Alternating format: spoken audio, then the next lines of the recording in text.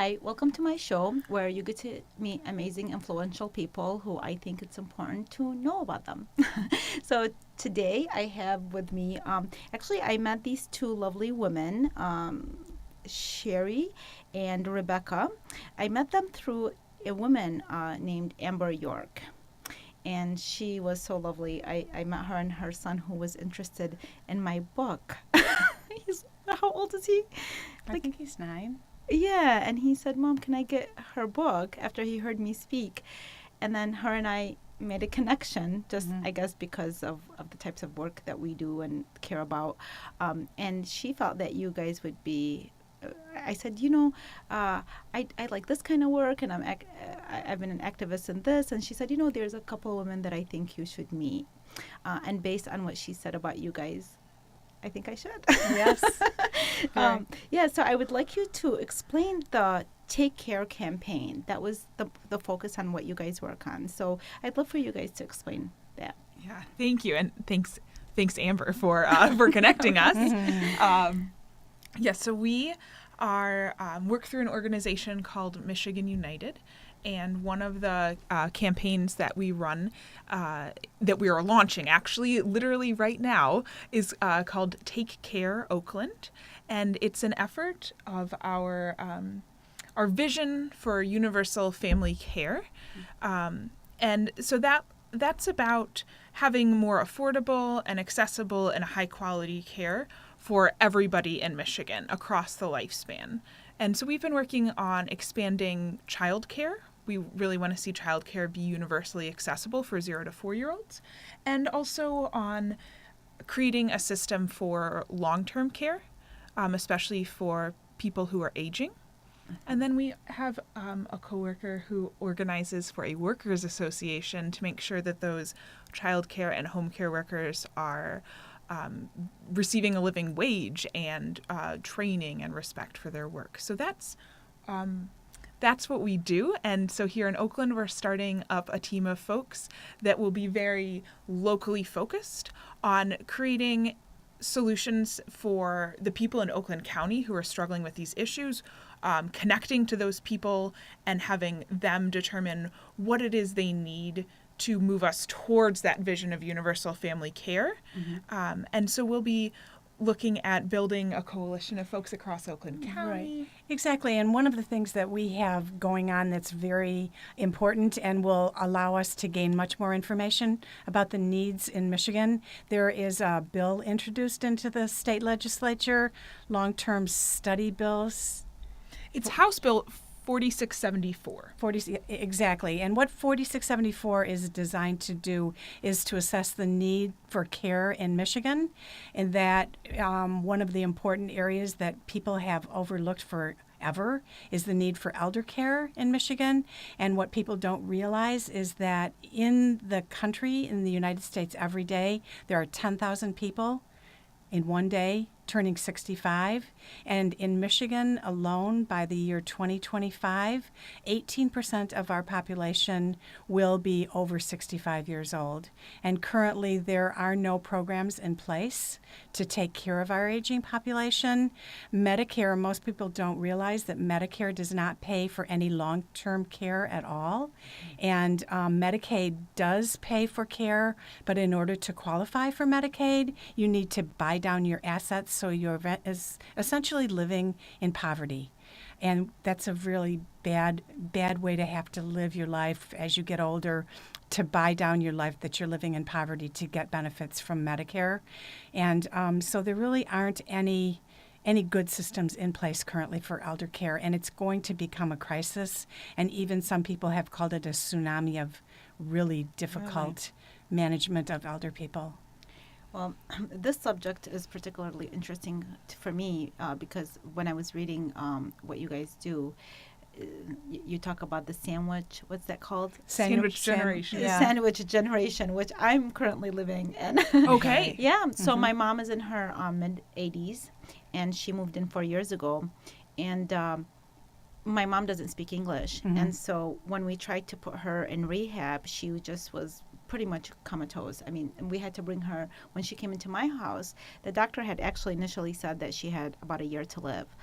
when she came to my house, the last time the therapist saw her, he said, I've never seen somebody get their cognitive back, just because of the way she's within family, children, Yeah. and I have young She has the children. will to live. She has Yeah. the will to live. What I've never learned so much about the medical industry and therapists and everything, and I learned it all because of my mom. But one of the things that surprised me when he was saying how limited therapists were, the ones that visit the home care, Right. because of the fact that Medicare will only, my mom can only get certain services Right. at certain times. And he said that, let's say the budget for Medicare is about $2,000 each round Right. that she gets. He was saying how, but if I was to leave her in a rehab, even if that would to cost that much in a day, but the doctors and hospitals encourage that rather than her staying at home, which is really healthier for my mom and it's less expensive. But I have to admit, she does need to have certain services that would make my life a lot easier, my siblings' life a lot easier, and as well as it would be less costly. Right. Exactly. And it's just amazing that something like that. So I really Right. respect the kind of work that you guys are trying to do, but you sometimes wonder because of the fact that you see this whole issue with health. It's so hard to move it any which way right now. right now. So what is the hope in something like this? Because it seems like for a while this has been going on where people are trying to provide the general population with more. Well, I think the current political situation is definitely a detractor for healthcare, and a lot of people are really mobilizing around the fact that clearly health insurance is not working for most of the people in the country. And so this is an issue that we're addressing with universal family care, a much more universal approach to understanding that our society should be caring for our people and not just paying insurance companies so that they make a lot of money. So.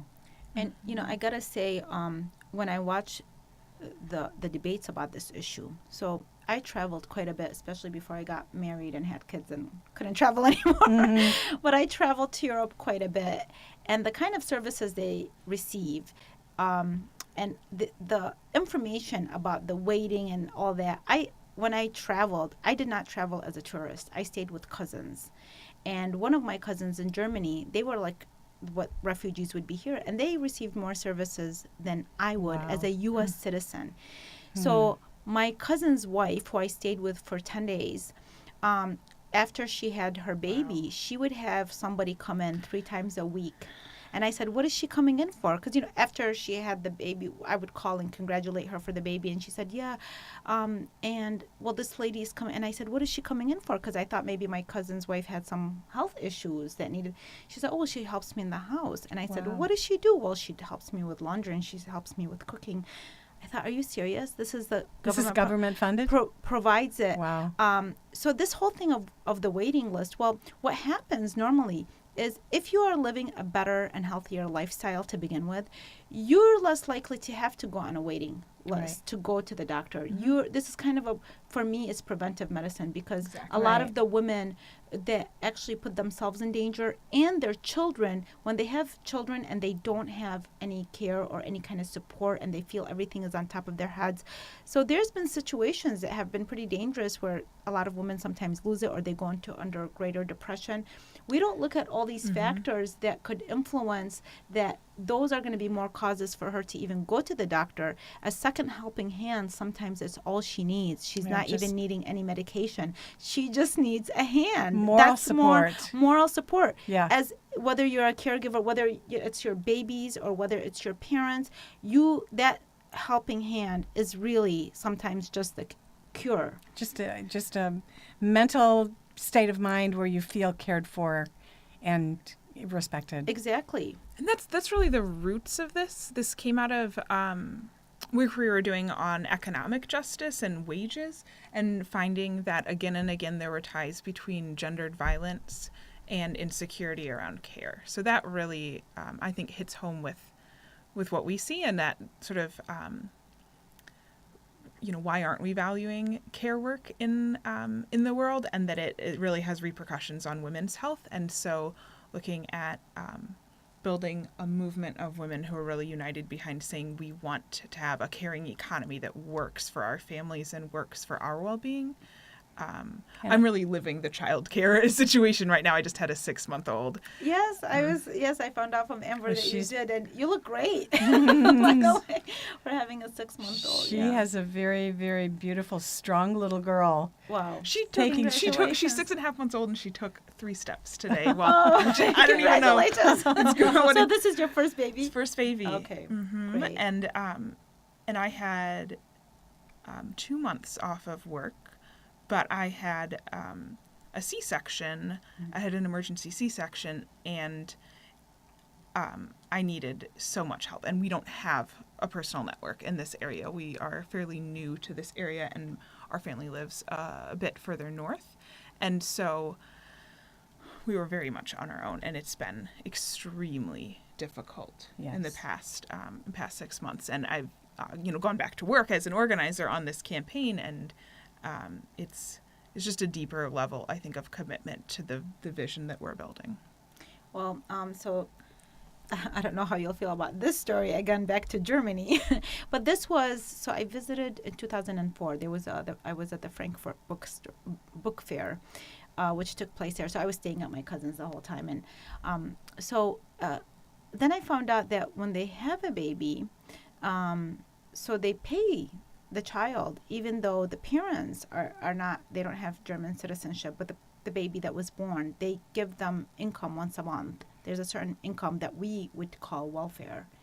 And this is not something that you would have to request. Now, I don't know what's going on right now. Everything in every country changes, but we've never had that. So I'm just, even to compare it to 10 years ago or more than 10 years ago, you're still seeing that, well, how are they doing that? Well, so they were paying, and I think at that time it was like until the child is 18 years old, they get like a monthly allowance.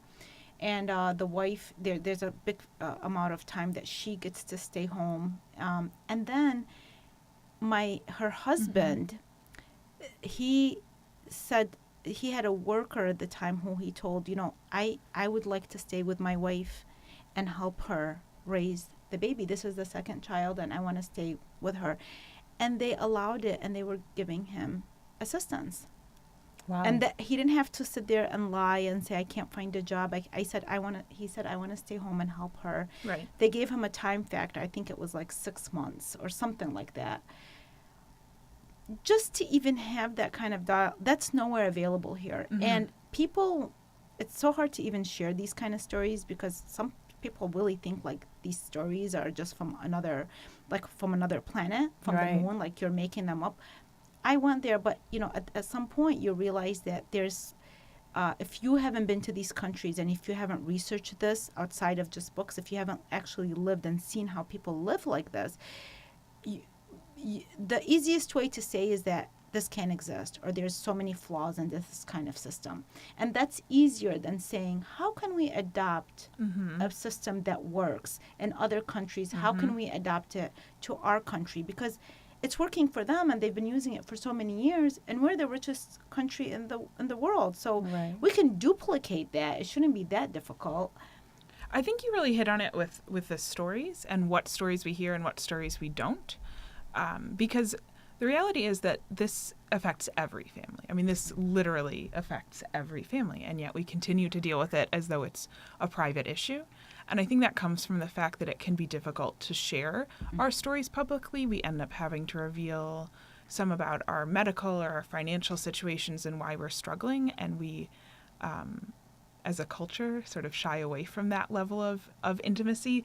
But we've reached a point where it is a crisis, and there's so many, as you've pointed out, there's so many functional ways to deal with this. There's so many flexible options to make sure that people can age in place with dignity. And it's that's a lot of the work that we do, is elevating our stories so that the people who make decisions are actually in touch with what people's experiences are. And what Sherry had said is the fact that you have to be at a poverty level to receive. You have to certain, buy down your assets. Yeah. To $2,000. Right. Yeah, in order for you to receive. So that's the other problem. It's like you said, there's a stigma that's associated with receiving a certain type of help from the government. Right. But when you think about it, we're always encouraged, we're encouraged, we have to pay our taxes. I don't have a problem paying my taxes because I think if I'm bettering my country and whatever I give to them. But it should also, I shouldn't feel like I'm like begging when I need my government to help me too. Well, Completely agree. there's another side to this as well. We're looking at not only receiving benefits, but I believe we would be a much better, richer culture if we were a caring community in the sense that we all knew that we were being taxed, but those taxes were being used to care for some of the people in our neighborhood. You know, all of us are looking down the street and seeing our neighbors with children and thinking, oh, I'd really like to help them. I wish I had time. Or could I just give them some money so that I know I am caring for this family as well? And that would make you feel really good, right? If you were paying to care for people. Hey, I would be willing to pay for my neighbor, but there are a lot of people that say, why should I?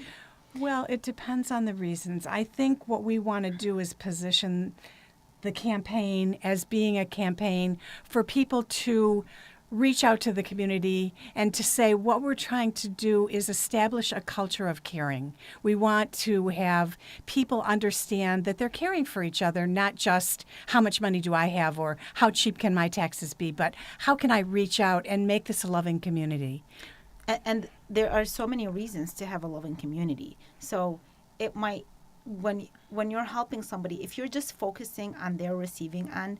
So I'll share a very brief story. There was like a workshop that I went to. It was about finances, and they said that they gave us a problem to figure out. I'm not like a math. I mean, thank God for my husband. My mind is total creativity. So they gave us a problem, but I guess everybody else was having a problem to figure out how to sell something. Okay, and then they said, well. So let's play a game here. You can have this consultant. He would get this much amount of money. You can pay him this much if he helps. So who wants to get this consultant? And we were in groups. Our group was like, no, we have it figured out. We don't want this person. And I thought, and then this is what the person leading the workshop at the end said. He said, you were focusing on how much he's going to make, even though you were going to make 10 times as much as that for his help. Right. You're focusing on the little benefit that he's going to get prevented you from getting the bigger benefit for the Right. whole group. Because when you have a loving community, you're thinking like you're going to have less crime, Right. less issues, more healthy, happy babies, more healthy, happy mothers. You're going to have more ability to take care of the elderly. So if we were to look at the bigger picture, rather than be so scared that this person is going to benefit a little bit from our giving. So it's that small picture that's holding that bigger picture from coming to life. Right, exactly. But I do think also that there is a personal benefit in sharing, and people feel much better about themselves and their lives when Very they true. do share. Very true. So I just think it is an idea. It's a cultural feeling, and I believe that once people become involved in this kind of thinking, that the entire face of the community will change and people will understand. It will that- spread. Yes, Like it's, yeah. exactly. Well, and there's a thing to that. Americans are known to be the most generous people. Right. When anybody is in crisis, other countries, Americans are one of the first ones that step in. When something happens outside, they have that brevity. I mean, those the three men that were in Paris. Was it in Paris? Yeah, it was in Paris on the train. Yeah. I mean, that's just a small example of having, that's part of their nature. So Right. why not when it comes to healthcare as well? I think that's something. It's like an energy that's rising, I think, in Right. our country right now. That there's been this dissonance where we, as humans, we value our families, we value our relationships, we value our community, but we've bought into this story publicly that the only justification for doing anything is about the money. Right. And so it creates this cognitive dissonance because we will always be focusing on this the financial aspect, A value when system that's that just doesn't. one aspect of how we decide how to create policy. Yes, we have to be able to pay for things, but we don't create institutions and policy and community for money. We do it for our families. Right. And so we are really looking at highlighting that and shifting us back towards Adjusting we our own values. we own the government. The government is for us, and so what can we be doing to embrace that that we have the power to create the world that we want to see, that raises our quality of life. I think that's a Exactly. lot of what it comes down You're to. creating the seed for this kind of, it's, Exactly. Yeah. The quality of life and the restructuring of our values. I mean, currently in our society, the most value we place on anything is money. And that is not an accurate value for human beings. More importantly, is a value to be involved with the people that you love and to increase the people around you that you can love even more.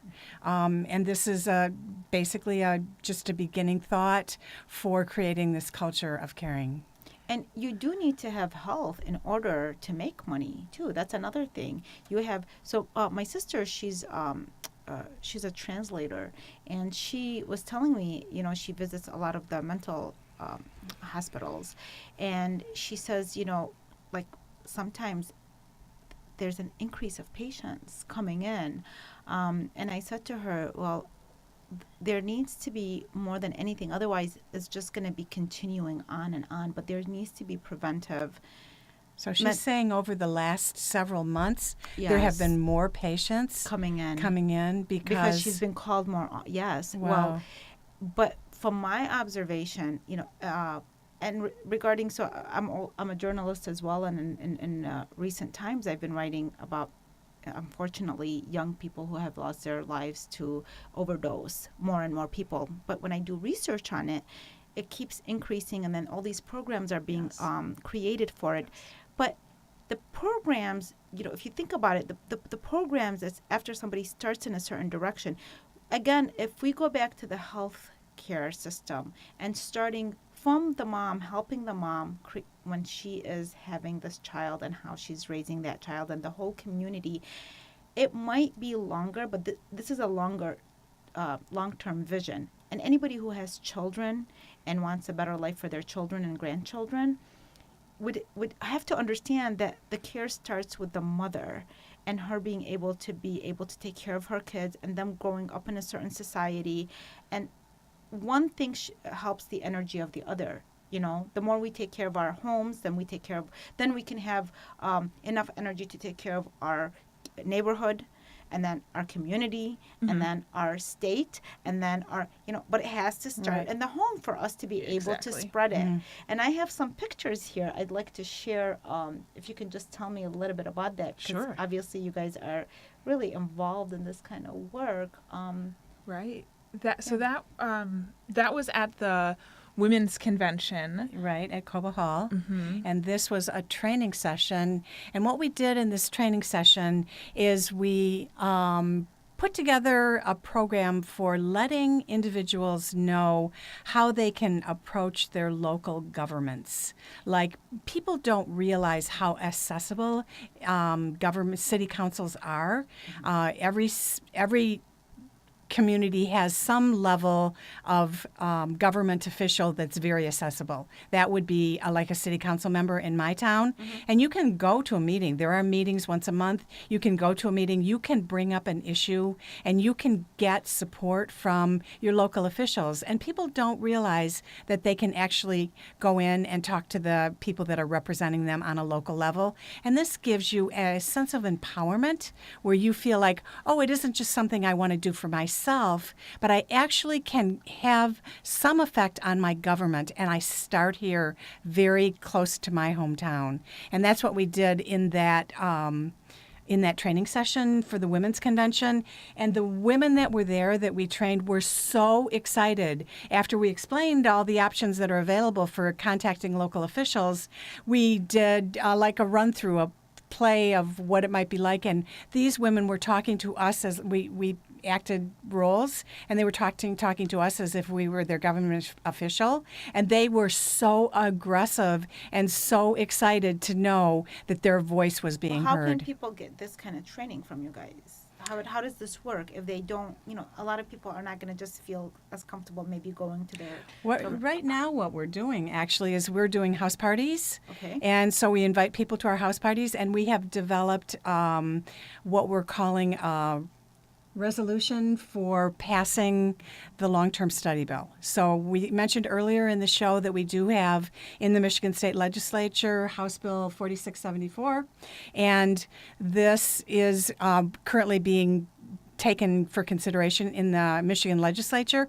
And what we're doing at the house parties is training people to go to their local officials. In my case, it's the City of Bloomfield Hills City Council, and we're going to ask them to pass what we're calling a caring community resolution. We're asking them to support the long-term study bill, and for the reason that they can show that their city is a caring community. And we're doing this in house parties. How can people find out more information about this? I direct folks to our website, which is www.careformichigan.com, all spelled out. Mm-hmm. And there is a way there to sign up. And then... you sent notifications. Yeah, Sherry and I, actually, if you sign up and you live in Oakland County, it'll be Sherry or I reaching out to you because we're the Oakland County organizers. Right, and Okay, cool. we have house parties planned for coming up soon. Okay, great. We have our first public committee meeting on March 8th. Oh. So that's... the location is still being determined, but definitely anybody who's reaching out to us in the near future, we'd invite them to that to get involved. Okay, we have a few minutes. I want to show a few other pictures. What is... These are all members of our CARE campaign, our CARE organizing team. Yes. Oh. there you guys. And Rebecca was having her baby. This is this is a house party that we did at my house right around Christmas time, and we had a cookie exchange and passed the Caring Community Resolution training session. Yeah, so these trainings are ongoing, and I think another piece of this that I'm very excited about is that we're also focused on that very personal level of creating space for self-care, as you really were highlighting. These kinds of cultural changes really start with ourselves and the way we treat ourselves and each other. And so we're really interested in how we can help people sustain their involvement. So many folks will sort of get involved in civic things and burn out after a while and sort of go back to not wanting to be involved. And so we're really looking at how can we be in deep connection with each other, really understanding when somebody, needs help with something. It's like a lifestyle. It's Exactly. not so somebody goes in aggressively, puts all their work within 1 month, 2 months, and then, like you said, Right. burns out. But really to understand that this is a lifestyle, and so just how to sustain it and maintain it. And how they can give input, right? So what are the trainings maybe that they want, or the facilitated conversations for the challenges that they've been running into with this work? So, Well, excited. I totally believe in this kind of work. I really feel that we need it. I did a paper when I was in college way too many years ago. I'm not going to say when, Wednesday, about healthcare, our healthcare versus other countries' healthcare.